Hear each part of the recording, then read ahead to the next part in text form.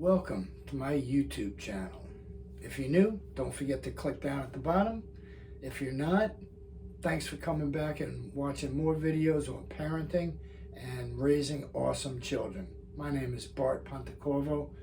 I'm an occupational therapist, I'm an entrepreneur, and I'm a martial artist. And my job, my gift to you is to teach you different parenting skills to help you raise the most awesome children on the planet. Okay, so confidence. We've done some videos before on confidence. Confidence is the most important thing people should have in this world, especially your children. Confidence is the game changer. And no matter how good we are at parenting, we can always find different and new innovative ways to give the child the confidence they need to face all new challenging situations and different ways to handle stresses, anxiety, and adversity that they run into on a daily basis. See, confidence is a learned skill. It's not something you're born with. You all know these guys that just seem so confident. They just walk into any situation and take charge. They weren't born that way. It's a learned behavior. It's a skill. It's got to be developed. And yes, some children will be better at it than others, but everybody can develop this confidence. It's a way of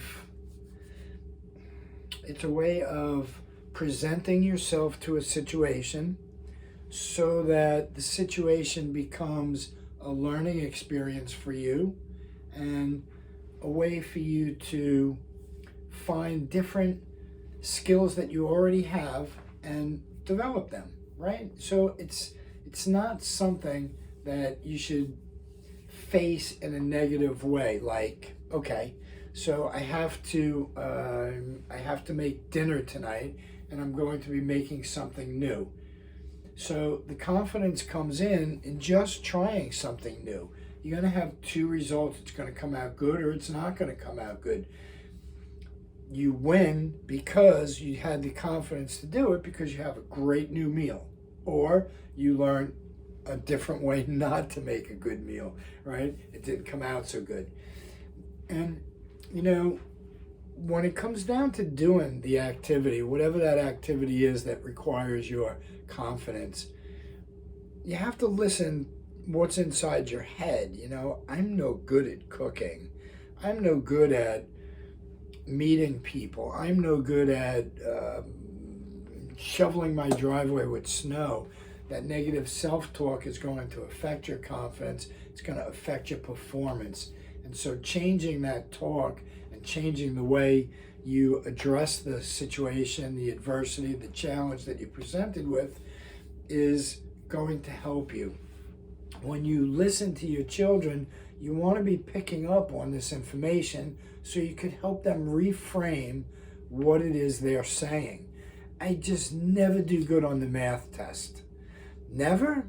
Really? No.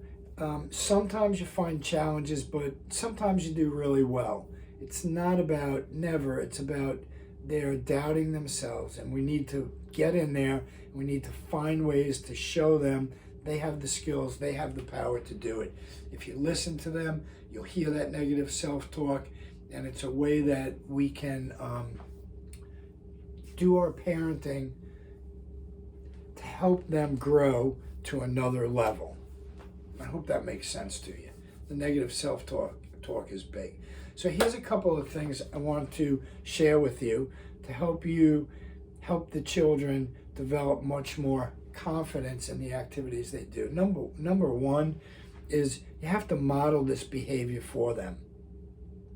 You don't have to teach them per se, watch how I do this. They're watching, they're listening. They see everything, your body position, how you hold yourself, how you go up and shake someone's hand, how you make eye contact, how you smile to them. They're watching everything. So if you're modeling that, they're going to see that. I'm guilty of this a lot of times. I don't want to take things back to the store, right? So I come home and I have this great new thing I bought at Home Depot, and my wife looks at me and says, it goes back. And I'm like, oh, because I don't want to do it. I don't want to go up there and say I made a mistake. I don't want to go up there and say, could I have $14 back?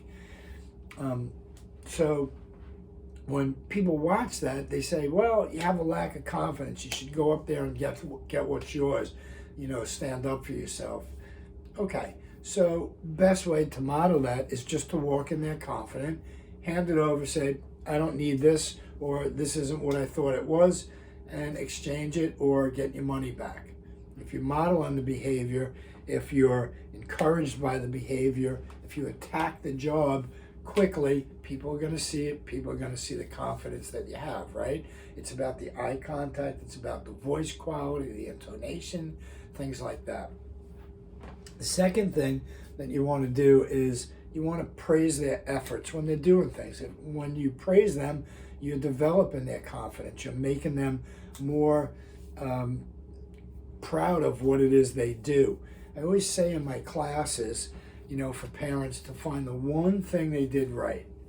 So if you have your child going there and running circles, jumping off the wall, not listening, not following the class, but in the beginning or at the end, you saw him pay attention. You saw him sit down. You saw him listen.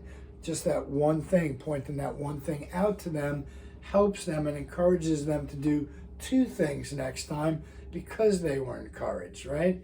And make it a big deal, Don't dwell on, you climbed up on the bookshelf, Dwell on, I saw you listen when the teacher said that story.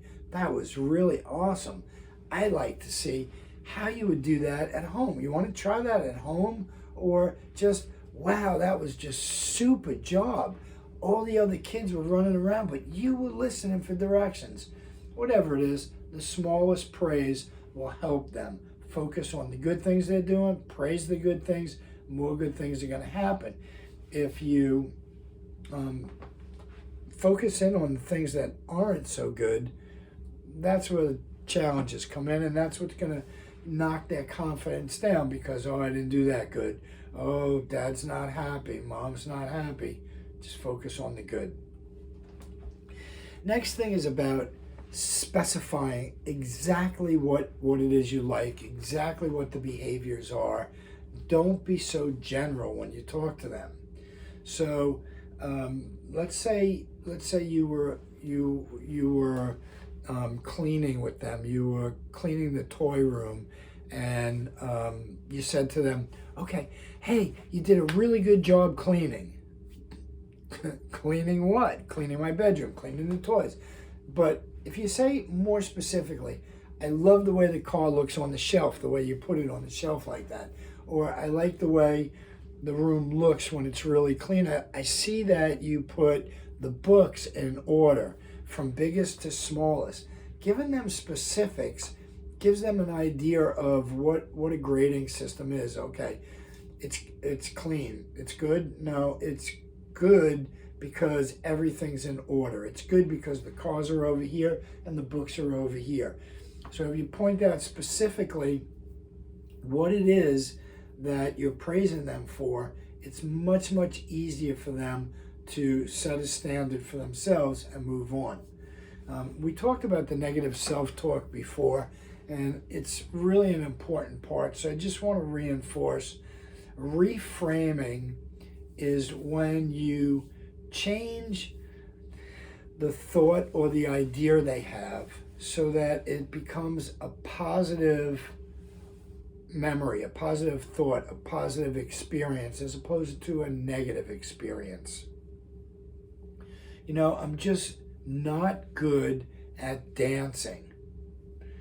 And that's negative self-talk because I'm not good at, I can't do, right? And so you want to reestablish that. First of all, you could say, well, people aren't really good at writing when they first start writing, but with practice, you're able to write your name and sentences and stories, or people aren't really born to be able to ride bicycles, but we practice it, we fall, and eventually we get it. Dancing's the same way. If you practice it, you're going to get better and better. Every time you do it, you get better and better. I think that's why they bring music into the school systems. Because with music, it's the same way. Everyone starts off at the same place, especially the violin, right? But with practice, it gets better and better and better. And I think children could see it, they can hear it, they can see the direct relationship between practicing and the final outcome, right? Okay, lastly, as much as possible, it's about helping them establish goals, short-term goals and long-term goals. Doesn't matter how old they are, the goals are still important. When you establish goals, you have a way for them to measure success. Did I make it? Did I not make it? What can I do to adjust those goals so I do make it, or adjust my behavior so I make it? So goals are a very, very important part of it. Again, if you're modeling it, my goal for today is, right? My goal for the week was, my goal for this month was to be able to, have the flowers come up, whatever it is, right? So helping your children establish reasonable goals for their age and helping them see that they're making their goals happen develops confidence. And then when the goals aren't being reached, to teach them different ways to adjust what they're doing or to adjust their goals so that they do reach them. And you'll see that the more they're reaching their goals, the more and more their confidence is going up because they're being successful, right? It's all about confidence. Confidence is the game changer, and your children can do it. So that's it for me today. Let's get this video out there. Let's share it with people. Let's help other people get this knowledge. And all together, we're going to raise the most awesome children on the planet. That's it for me. I'll see you guys next time.